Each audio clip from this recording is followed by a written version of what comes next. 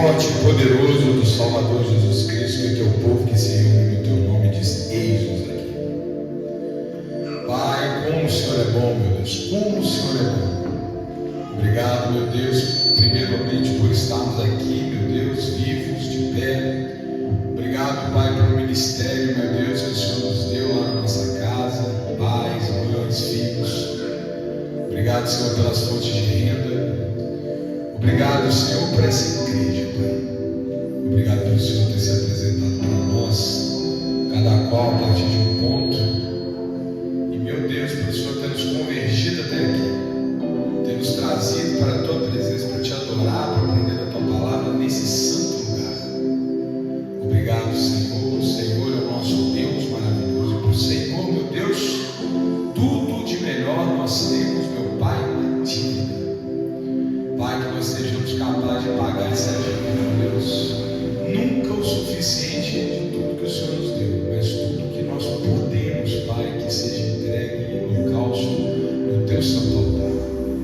Pai, glorifica, meu Deus, glorifica, Pai. Santifica a vida de cada irmão e cada irmã, desde os pensamentos lá no fundo do Espírito, meu Deus. Ó Pai, transforma no coração, transforma na alma, transformando, meu Deus, a expressão do nosso corpo, nas palavras de bem, nos pensamentos, meu Deus, edificantes, na boa e santa obra que o Senhor nos chamou para realizar, para que a Tua luz, meu Deus, seja percebida por toda a humanidade e que mais e mais pessoas se aproximem do Senhor. Oh, meu Pai, como é bom estar na Tua casa, como é bom receber do Senhor, como é bom, meu Deus, ó Pai amado, ter sido salvo por Jesus e agora está sendo santificado pelo Espírito Santo. Obrigado pela Tua palavra. Obrigado, meu Pai, obrigado. Essa igreja te agradece. É para a Tua honra e para a Tua glória essa salva de palmas, em nome de Jesus. Paz, irmãos. Só baixar um pouquinho o microfone. Oh, como é bom estar na casa de Deus. Pode se sentar, povo maravilhoso, em nome de Jesus. Irmãos, vamos ir imediatamente para Romanos capítulo 5. Romanos capítulo 5 é onde está a primeira inspiração do nome da nossa igreja. Romanos capítulo 5, em nome de Jesus. Não é a única, não, tem outras passagens, mas muito começou daqui, esse trecho. Enquanto os irmãos vão chegando, eu vou aqui resumir o que aconteceu no livro de Romanos até chegar no capítulo 5, amém? Romanos capítulo 1, Paulo está se apresentando à igreja de Roma, uma igreja que ele não construiu, uma igreja que ele ainda não esteve, e ele já imediatamente ali no meio do capítulo 1 ele diz: de fé em fé, ele fala, a justificação acontece através da fé. Esse é o assunto dos 8 primeiros capítulos do livro de Romanos, talvez o livro inteiro, mas principalmente dos 8 capítulos. Ele vai fundamentando a ideia de que a salvação é graça mediante a fé nos 8 primeiros capítulos. Ele vai nos contar o caminho, a peregrinação do crente, desde a lama do pecado até o ponto onde está preparado para tomar posse da bênção eterna que é a glória de Deus. Amém? E aí no capítulo 1, metade do capítulo 1, ele diz como que as pessoas que não conhecem a Deus estão chafundadas no pecado, lá embaixo do pecado, se entregando à sua consciência, do corpo, se destruindo, etc. No capítulo 2 ele vai dizer, mas existem pessoas que têm um nível de consciência um pouco melhor, mas isso faz delas justo? O fato de saber o que é certo e o que é errado? Não, também são pecadores. Então ele avança e fala, e aqueles que tiveram a revelação de Deus? No caso até então o povo hebreu, então eles estão salvos pelo conhecimento que eles adquiriram? Não, pelo contrário, a pena é mais gravosa na medida que o seu conhecimento é maior. Então aquele que não sabe tem uma justificativa, agora aquele que já sabe, a sua pena é mais gravosa. E finalmente no capítulo 3, na metade do capítulo 3, como se Paulo estivesse dialogando com todos os profetas do Antigo Testamento, que sempre diziam, um dia haverá, Paulo fala, já aconteceu, Cristo veio ao mundo e nos salvou. Amém? O final do capítulo O capítulo 3 é maravilhoso, é a síntese da teologia cristã. E aí ele vai para o capítulo 4, onde ele vai rebater uma ideia que era muito forte entre o povo hebreu, de que a salvação acontece através das obras, ou seja, o que a gente faz, do nosso esforço pessoal. E Paulo está dizendo: não, meu irmão, não se coloque nessa posição tão arrogante. Você não é nada sem Deus. Deus é que salva, Deus é que cura, Deus é que nos transforma. Só Ele é capaz de fazer. Só Ele é capaz de nos tirar da lama do pecado. E aí ele usa os maiores exemplos dos hebreus, a começar por Abraão, que ele dedica o capítulo 4, a maior parte a Abraão. Mas Abraão foi salvo pelas obras? Não, Senhor. Abraão foi salvo pela fé. E Abraão se tornou pai da fé porque ele teve uma fé em algo que ele teria muito mais dificuldade de entender, porque Cristo não havia vindo. Ele era só uma promessa. Um dia, através de você, abençoarei todas as nações do mundo. E o que Abraão fez? Creu. E isso lhe foi imputado por justiça. E ele foi salvo. Foi então a circuncisão da carne que salvou Abraão? Não. Ele foi circuncidado depois de ter sido salvo. Foi a lei que salvou Abraão? Não. A lei veio mais de 400 anos depois de Abraão. Abraão não viu a lei, Abraão não viu Moisés. Por que Abraão foi salvo? E junto com ele Davi, Moisés e os heróis da fé? Fé. Amém? E o que é a fé? É crer que Deus está no controle. É crer que Deus pode fazer. É crer que nós temos que obedecer a Ele, segui-lo, mesmo quando a nossa razão nos leva ao contrário. Mesmo quando as circunstâncias nos tiram daquele caminho. Mesmo quando a nossa vontade quer ir em outra direção. Oh, meu irmão! Você quer ser crente? Você tem que se disciplinar todo dia, o tempo todo. O tempo todo você tem que dizer não para você mesmo. O tempo todo você tem que se desafiar a entender que Deus tem um plano maior do que você pode imaginar. E aí nós chegamos no capítulo 5. E no capítulo 5 Paulo fala: qual é o resultado da ação de Cristo na cruz? O que significa essa tal justificação dos pecados? O que é ser salvo? E Paulo então entra aqui no capítulo 5 que nós vamos ler. Capítulo 5, versículo 1. Sendo, pois, justificados pela fé, temos paz com Deus, por nosso Senhor Jesus Cristo. Meu irmão, quando Adão pecou, ele se desviou, rompeu o elo de ligação com Deus. Que é uma cena linda. O que é a obra de Jesus? É como se Jesus estivesse pegando a nossa mão e pegando a mão de Deus, fazendo uma se encontrar com a outra e nos reconecta. Como um pai e um filho que se desentenderam e brigaram, Jesus é aquele maravilhoso anjo que vem e faz os dois se entenderem.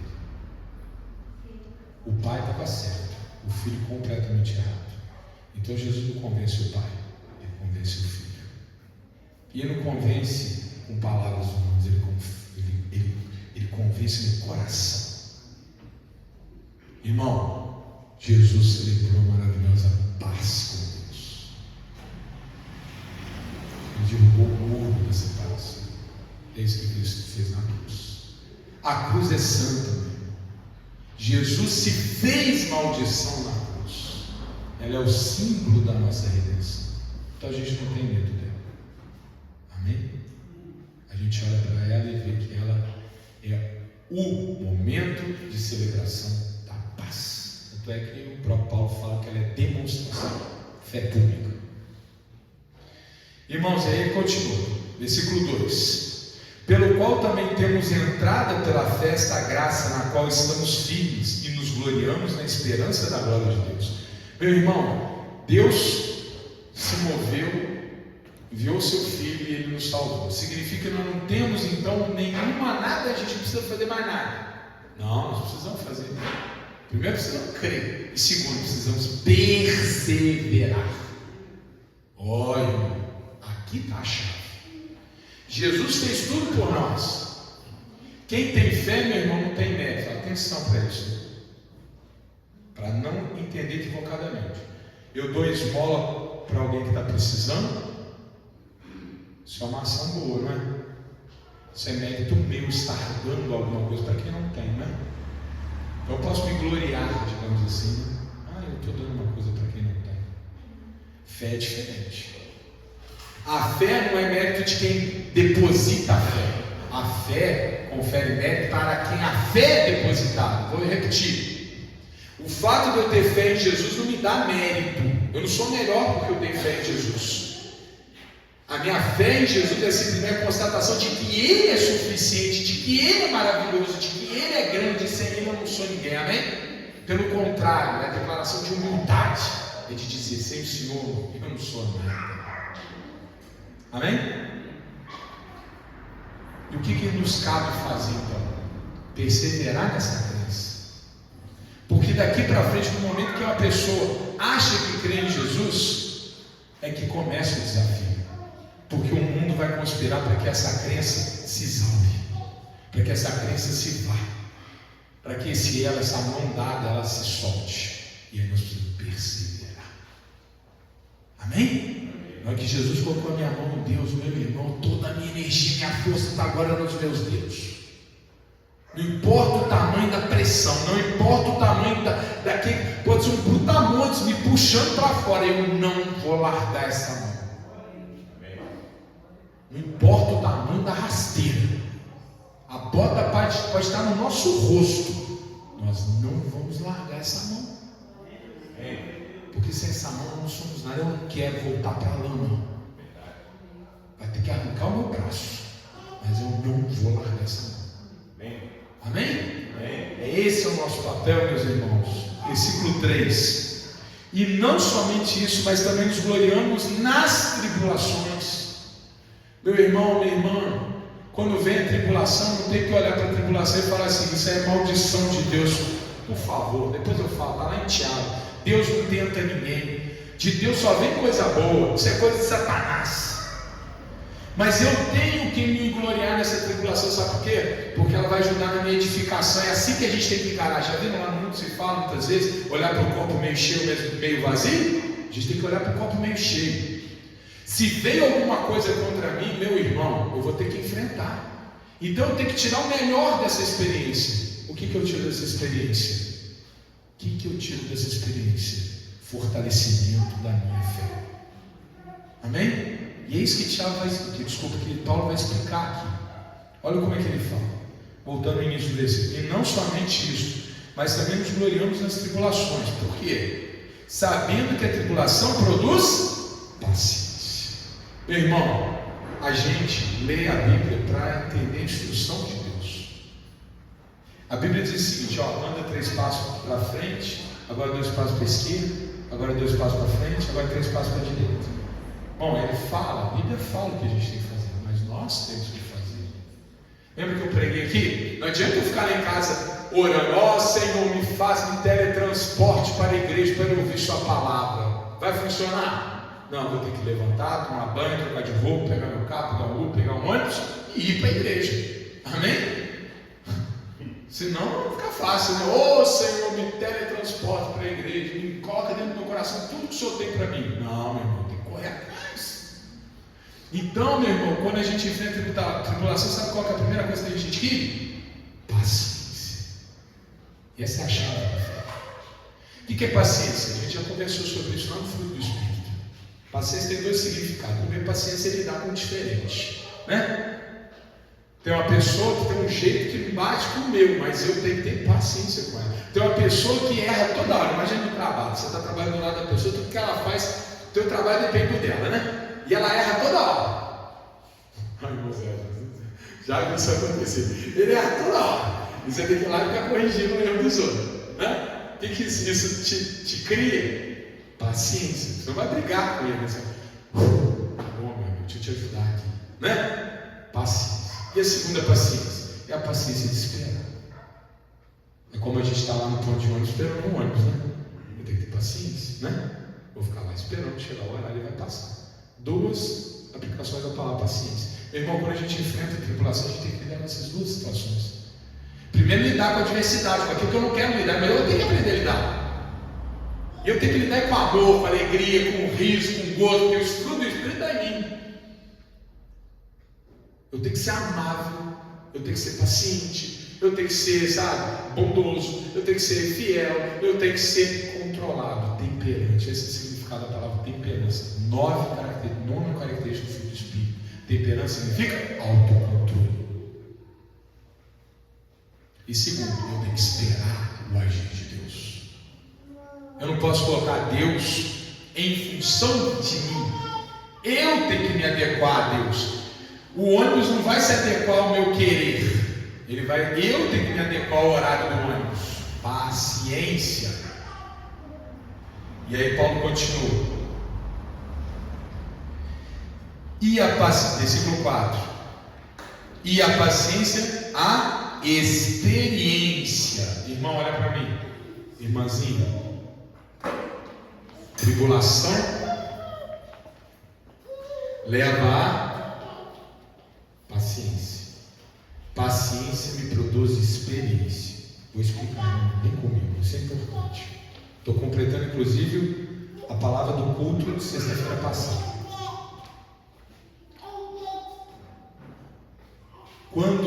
Imagina um soldado recrutinho, começou agora, e tem uma guerra, e ele é mandado para o front, para a luta. Como é que esse sujeito chega no front de batalha? Tremendo. Não importa que ele tenha sido treinado até, não importa que ele tenha sido até hoje intrépido, na hora que as batem na orelha, todo mundo treme. Ele vai ficar encolhidinho. Mas aí tem um sargento, tem um cabo, que vai e chama ele e mostra para ele como é que faz. Ele vai e acompanha e vai aprendendo, vai aprendendo. Acabou a batalha, vem a segunda, vem a terceira, vem a quarta, vem aqui. Quando chega na 10ª batalha, ele já é o quê? Um veterano. Ele já não precisa que ninguém chame, ele já toma a iniciativa, ele já vai para cima, ele já sabe como que funciona. Não importa o tamanho do perigo, ele sabe que ele vai ganhar, porque ele viveu vitórias. Amém? Pastor, o que isso tem a ver com a palavra? Vou explicar. Quando a gente começa a caminhar com Deus, meu irmão, tudo é um mistério. A gente está cheio de dúvidas. A gente ora para resolver um problema, o problema resolve. Aí a gente ainda fica pensando assim, talvez tenha sido coincidência. Aí vem o segundo problema, a gente ora, faz tudo certinho, continua na palavra, faz um propósito e a gente vence. Aí a gente começa a pensar, poxa, como é que esse negócio funciona mesmo? E aí vem o terceiro problema, a gente age desse jeito e a gente vê a vitória de novo. E a quarta, e a quinta, e a sexta, e a sétima, até que chega uma hora que você fala, irmãozinho, não é coincidência não. É Deus que está nessa causa. Eu entendi como é que funciona a batalha. E aí, meu irmão, olha lá, ó. Versículo 4, e a paciência é experiência. O que é experiência? Essa experiência com Deus, amém? Que Deus vai se revelando na nossa vida aos pouco a pouco. Ele vai se mostrando, ele vai mostrando o mover dele, ele vai mostrando que ele está te dando uma glória, ele está te dando uma bênção, ele está te dando tudo que você precisa. Confia, meu irmão, amém? Então a gente vai confiando, e a experiência traz esperança, amém? Deve ter entrado no. Entrou no celular, tira do Bluetooth, amém? Em nome de Jesus. Está aqui citando esse aqui, até bonitinho. Amém? Foi. Show. Está ótimo. Irmãos, esperança. O que é esperança, meu irmão? Esperança nada mais é do que a fé persistente. A esperança é o que? Certeza. Amém? O que é esperança, meu irmão? É quando eu olho e vejo, vai dar tudo certo. Amém? Não é isso que é esperança? Vai dar tudo certo. Como? Não sei, mas vai. O que vai acontecer eu não sei, mas eu sei que vai dar certo. Amém? Então eu começo como um recruta e no final eu sou um veterano. Eu começo com medo e agora eu sou destemido. Não porque eu tenho mérito, é porque eu aprendi como é que a coisa funciona, que Deus age de verdade. Amém? E agora eu vou ler corrido e concluir. Amém? 5. E a esperança não traz confusão, porquanto o amor de Deus está derramado em nossos corações pelo Espírito Santo que nos foi dado. Porque Cristo, estando nós ainda fracos, morreu ao seu tempo pelos ímpios. Porque apenas alguém morrerá por um justo, pois poderá ser que pelo bom alguém use morrer. Mas Deus prova o seu amor para conosco em que Cristo morreu por nós, sendo nós ainda pecadores. Logo, muito mais agora, sendo justificados pelo seu sangue, seremos por ele salvos da ira. Porque se nós, sendo inimigos, fomos reconciliados com Deus pela morte de seu Filho, muito mais, estando já reconciliados, seremos salvos pela sua vida. E não somente isso, mas também nos gloriamos em Deus por nosso Senhor Jesus Cristo, pelo qual agora alcançamos a reconciliação. Aqui é o nome da nossa igreja. Irmãos, Deus prova o seu amor por nós, porque quando Jesus veio ao mundo se dar, nós estávamos no fundo da lama. Não havia, Jesus, que Paulo já falou, não havia nenhum justo sequer. Todos pecaram e todos se fizeram inúteis. E Jesus veio e se deu por nós. Ora, se Deus deu o seu melhor, porque o Filho unigênito é o melhor de Deus. Se Deus nos deu o seu melhor, lembra das imagens do Antigo Testamento? Você tinha que pegar o melhor novelo, sem mancha, sem defeito, e sacrificar para a expiação do pecado, que era o sinal que Deus faria. Lembra que Abraão foi levar Isaac para sacrificá-lo, e Deus segurou a mão dele? Era o melhor de Abraão. Aquilo tudo era figura para a gente entender o tamanho de Jesus Cristo. Amém? A proporção, aquele novelinho lindo para o pastor, o filho esperado para o pai, é Jesus para Deus. Amém? Deus é muito maior que nós, então o sacrifício é muito maior que qualquer coisa que a gente possa imaginar. Amém? O melhor de Deus é inimaginável para o homem, e esse é Cristo. Deus deu o seu melhor quando nós éramos pecadores, quanto mais nos dará agora que fomos reconciliados. Amém? Então a gente tem que ter essa esperança, meu irmão, que sempre Deus tem algo melhor para nós. É a escada de Jacó que nós estamos subindo. Amém? Porque nós fomos reconciliados com Cristo. E essa igreja existe, que é para que a gente continue firme nessa fé da reconciliação, para que os nossos dedos nunca desgrudem da mão de Deus, e para que aqueles que estão lá fora possam ter também a oportunidade de segurar nessa mão e ir até o fim, junto conosco até a glória eterna. Amém? Glória a Deus. Com aquela salva de palmas para o nosso Deus maravilhoso. Glórias e glórias e glórias. Deus amado, Pai querido, em nome do nosso Senhor e Salvador Jesus Cristo, Pai, eu te agradeço por essa palavra, eu te agradeço pela vida de cada irmão e irmã. Cada irmão e irmã que estão aqui, meu Deus, são um templo do Senhor. Estão abrigando o teu Santo Espírito no coração, sendo reconstruídos, tijolo por tijolo, pela tua graça, pela tua misericórdia. Pai amado, Deus querido, eu me junto a cada irmão e irmã na fé deles, meu Pai. Oh, meu Deus, eu me junto